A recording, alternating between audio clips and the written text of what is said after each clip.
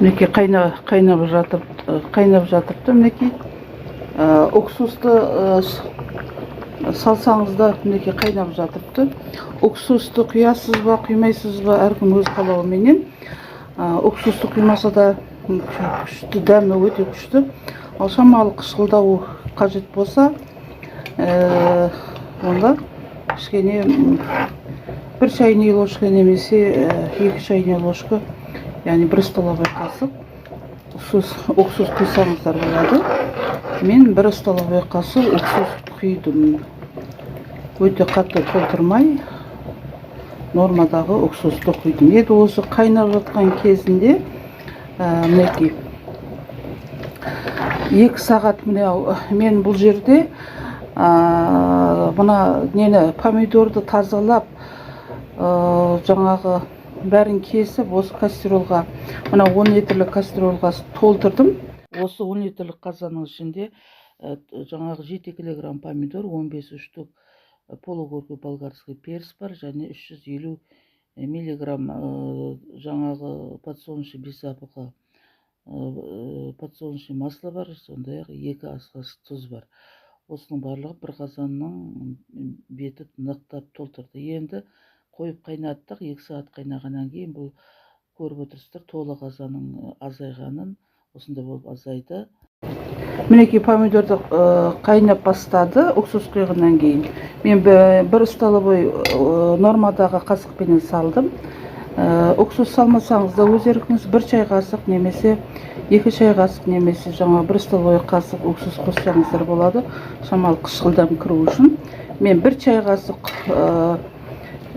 тұз салдым, 1 чай қасық құмшекер салдым, және 2 ас қасық тұз салдым.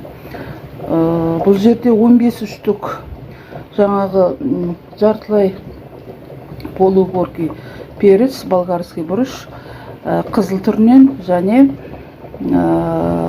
осы қазанды толтырып, помидорды тазалап, тазартып, помидор кесіп, мына 4-ке бөліп кесіп, осы қазанға майдалап, 4-ке емес, майдалап, туралап салған помидорым осы қазанды толтырды. Болгарский перцті, бұрышты қосып, турап, майдалап қайнаттым. 2 сағат қайнады түнде. Түнде өшіріп жатып қойдық. Азанда мінекей қайнатып отырмыз. Қайтадан азанда қайнаған уақытта азанда көрсек, дәмі өте керемет болып тұрған екен. Сол үшін бұны қазір мен 1 қайнаттым да, үстіне уксусты құйып, енді 1 қайнатып алып, енді банкына құя жаптым, 2 литрлік банкіге.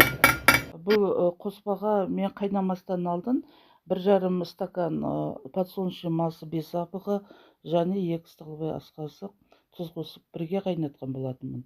Енді парланып даяр тұрған банкілерге құя бастаймыз. Крышкасында парлап алдым, қайнатып. Мінекей осылай болып нықты толды, бетіне май шығып тұрады. Біз май құйғанбыз подсолнечный маслоны. Енді осыны бекітемін. Мінекей бітірдік. 3-4-7 литр соус, томатный соус шықты.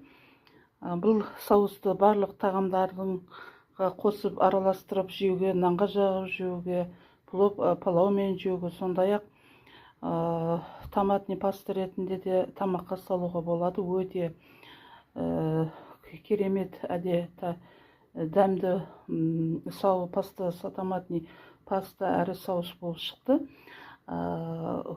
Жасап көріңіздер.